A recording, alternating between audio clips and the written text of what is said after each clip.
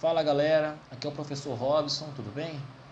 A nossa aula de hoje, tá? Ela vai ser uma continuação daquela nossa aula de fonte de energia, tá bom? Por isso que eu coloquei fonte de energias parte 2, tá? E a nossa aula de hoje vai falar um pouco sobre as fontes de energias renováveis, tá legal?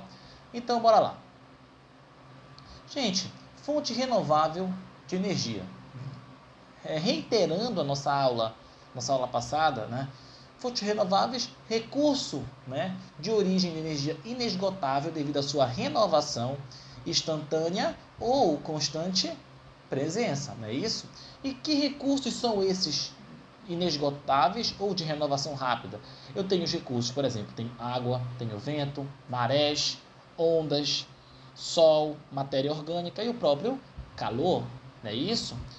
E aqui embaixo eu também tenho, olha, as fontes de energias que vão ser de origem, né, a esses recursos. Olha, tem a hidrelétrica, eólica, maremotriz, ondomotriz, solar, biomassa e geotérmica.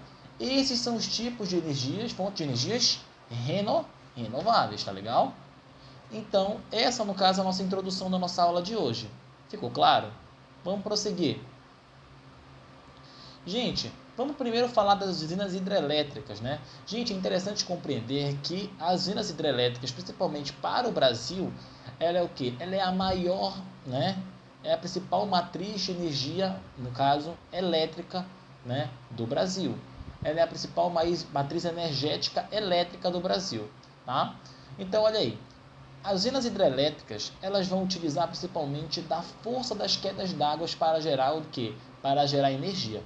A matriz energética brasileira, no caso elétrica, ela vem dessas usinas hidroelétricas. Ela é implantada, gente, olha aí, toda usina hidrelétrica ou toda fonte de energias renováveis, elas o quê? Elas são implantadas onde você tem uma vantagem natural, tá? E no caso da hidrelétrica, ela é implantada em localidades que apresentam elevado potencial hídrico e em depressões que facilitem a construção das barragens para que possa haver queda d'água. Então, essas são uma das principais vantagens naturais que a usina hidrelétrica ela pode se apropriar para gerar energia. Elas também geram impactos ambientais, tá? Com a emissão de gás metano devido ao processo de inundamento, né? Devido à construção das barreiras. Se você inunda, você acaba afogando plantas, você aumenta a quantidade de matéria orgânica na água e isso vai fazer com que libere também que o processo de decomposição aconteça das plantas na água e acabe gerando metano, matança de peixes e entre outros impactos envolvidos as fontes de energias hidrelétricas. Por isso que eu tenho alguns conflitos, né, referente à instalação de usinas hidrelétricas. O Brasil possui 3 usinas das maiores do mundo, né? O Brasil tem o quê? A primeira, a maior no caso, é as Três Gargantas da China. Eu tenho a segunda que está na Venezuela, não estou recordando agora o nome. A terceira, no caso, tem o Itaipu, né, que é a binacional.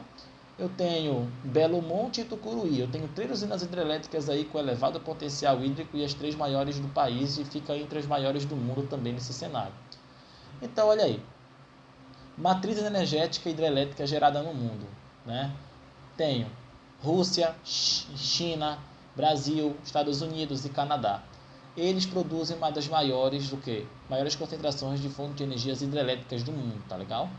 Então olha aí. Como é que funciona a produção dessa energia hidrelétrica nesse sentido? Você tem um reservatório que vai o quê? Que vai armazenar essa água. Essa água armazenada, ela eleva a energia potencial gravitacional. Quando você abre as comportas, acontece a queda d'água. E essa queda d'água acaba gerando a turbina, fazendo o quê? No caso, essa turbina é movimentada a partir da energia cinética. E essa energia cinética ela é transformada e convertida em energia elétrica pelos transformadores nesse sentido, tá legal? Então é assim que se funciona as fontes de energias hidrelétricas nesse sentido, tá bom? Vamos passar. E aqui eu tenho os problemas sociais atrelados também às usinas hidrelétricas, como Belo Monte, nesse contexto, você tem os conflitos aí que vão envolver essas regiões, que vai ser bem mais trabalhado na próxima aula a respeito de Brasil, tá bom? Vamos seguir. Usinas eólicas, ela é fonte de energia proveniente dos ventos para a geração de energia. Ela vai ser implantada em localidades que possuem rajadas de ventos constantes, como áreas litorâneas e serras. Essa vai ser a vantagem natural estabelecida, essa usina eólica. A instalação das turbinas é de custo bem elevado também, e é uma fonte de energia alternativa, diferente da fonte de energia hidrelétrica, que não é alternativa devido aos impactos ambientais causados. Mas a usina eólica, ela também interfere na rota migratória dos pássaros e também poluições sonoras. Não é isso? A usina eólica ela apresenta menos impactos ambientais recorrente da fonte de energia hidrelétrica, tá legal? E como é que ela vai funcionar? Né? Vou colocar primeiro aqui a produção de usina eólica do mundo, né? Na geração. E aqui eu tenho os anos de 80, 90, 2000, 2010, 2012, 2013, 2014, 2015. É isso? E quem lidera é Estados Unidos, China, Alemanha e Espanha. Não é isso? O Brasil ali está no meio termo nessa produção de usina eólica, e quem produz principalmente a usina eólica no território brasileiro é o quê? É a parte do litoral brasileiro nesse sentido, tá bom? E como é que vai funcionar a usina eólica? A usina eólica ela funciona assim, olha. 1. O vento faz as hélices girarem, não é isso? 2. O eixo movimento o gerador para produzir eletricidade. 3. Você tem um transformador que vai converter a energia em alta voltagem. E 4. A eletricidade transmitida pela rede elétrica. Por isso que quando você viaja pela faixa litorânea, né, entre norte e para chegar na região nordeste ali e tudo mais, você encontra alguns parques eólicos nesse sentido, como a Serra do Tianguá, por exemplo, né? Então a usina eólica ela é uma fonte de energia alternativa né, e é necessário que se tenha essas vantagens naturais nesse cenário, tá legal? Então vamos passar. Energia solar. Utiliza da incidência solar, né, e a radiação para aquecer as placas fotovoltaicas para a geração de energia. Gente, a vantagem natural seria principalmente as localidades que apresentam as proximidades de 0 graus de latitude. Por quê? Porque a linha do Equador é a que recebe mais incidência solar. Tá? Então a nossa região, principalmente a região norte do Brasil, seria uma boa, né, para poder produzir energia solar. Tá? Nos países do hemisfério norte, ela é muito utilizada no verão devido aos dias serem mais longos do que as noites. Isso é comum. Né? E a fonte de energia alternativa tem um custo elevado. Galera, na fonte de energia solar é muito importante, tá, se ter em mente essa fonte de energia solar, que ela também é uma fonte de energia alternativa, tá? E ela também, no caso, precisa muito desse entendimento, tá? Dessas localidades que apresentam alta incidência solar, tá? Então, olha aí. Aqui eu tenho, né, um top 10 dos continentes que vão se instalar, né, instalação de capacidade, no caso da energia solar. Eu tenho China e Estados Unidos aí, né, nesse primeiro top 10 aí, por gigawatt. E eu tenho a Alemanha ali em terceiro lugar, né, e a Alemanha é o país que está fazendo um dos maiores investimentos de energia solar do mundo. Tá? E a fonte de energia solar ela é muito importante para ser também aproveitada por alguns países aí, para não serem totalmente dependentes da matriz energética de petróleo, porque o petróleo é esgotável, tá? Então bora lá. E tá aqui, né, tá o modelo, né, de energia solar, né? Eu tenho as placas fotovoltaicas, ou as placas solares, ou painéis solares. Eu tenho o controlador de energia, que é o 2 no caso, né, de carga das baterias. Eu tenho as baterias que vão ser armazenadas as energias, e eu tenho o inversor, né, que vai ter um transformador de energia para que ela possa ser consumida. Galera, a fonte de energia solar, no caso, ela funciona nesse contexto, tá? Principalmente também no que se diz respeito às incidências solares de radiação, tá? A usina solar também é utilizada em algumas partes da região norte do país, em algumas comunidades, tá? Mas ela é pouco explorada no Brasil nesse contexto, tá legal? Vamos seguindo. Fonte de energia maremotriz e ondomotriz. Maremotriz, ela utiliza das forças de subida e descida das marés e a força das ondas para gerar energia. Maremotriz, ela usa das forças das marés. Ondomotriz, força das ondas para gerar energia. ela é uma fonte de energia pouco explorada no Brasil. Ela também possui um elevado custo e um elevado aparato tecnológico nesse sentido. E o potencial energético dela é muito superior, tá? É muito superior nesse sentido. E ela, como impacto ambiental, ela gera interferência na vida aquática, né, dos animais que ali vivem nesse sentido.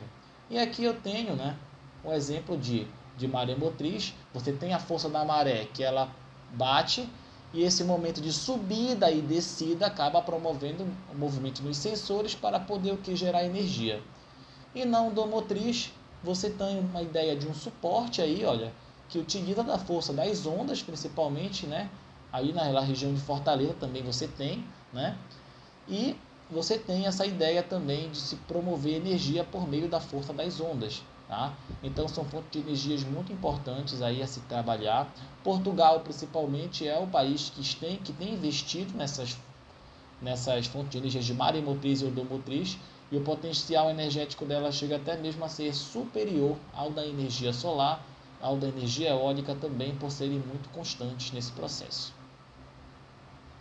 Energia geotérmica, ela vai utilizar o calor da Terra para liberar grande quantidade de vapor para gerar energia. Ela precisa de uma elevada tecnologia no custo de produção, é uma fonte de energia alternativa, o balanço energético também é favorável, tá? E em alguns casos elas liberam dióxido de carbono, que no caso é o CO2, tá legal? E aqui eu tenho, né, o modelo de funcionamento da geotérmica aqui. Você tem o calor da terra que vai, né, aquecer a água, e esse vapor, né, que vai ser jogado, né, que vai movimentar ali as turbinas para poder fazer a geração de energia. E aqui no quadro eu tenho uma ideia, né, um pouco melhor aí para poder explicar essa ideia, né, a partir desse vapor de água que lhe sai, né, e esse vapor de água vai chegar, você vai promover uma ideia de um choque térmico ali também, que vai poder também estar fazendo essa geração de energia nesse processo. A biomassa, ela utiliza da matéria orgânica em decomposição recente, tá? Ela é aproveitada de resíduos urbanos, de animais, indústrias e resíduos agrícolas também, né? Gente, a energia de biomassa ela é muito interessante se trabalhar, principalmente pelo processo que tem o processo de pirólise, que é a transformação em óleo, e a gasificação, tá? Gente, a biomassa, tá? Ela é muito utilizada também, né? Como fonte primária. Você tem também essa ideia, né? Com a queima desses resíduos também e tudo mais, para poder fazer na própria geração de energia. E a biomassa ela passa também a ser utilizada principalmente na produção de biocombustíveis também, como a questão da cana-de-açúcar, a questão do dendê, do biodiesel também, nesse processo que a gente vai trabalhar na parte de Brasil na nossa próxima aula, tá legal? Gente, então essas são as fontes de energia, né? Biomassa, a diferença dela para o petróleo, né, que eu estou te dizendo, é que a biomassa é matéria orgânica em decomposição recente. É por isso que ela é o quê? Ela é renovável. Porque o homem constantemente produz resíduos e esses resíduos são aproveitados para a geração de energia, tá legal? Gente, essa é a nossa aula de hoje e até a próxima. Valeu, muito obrigado.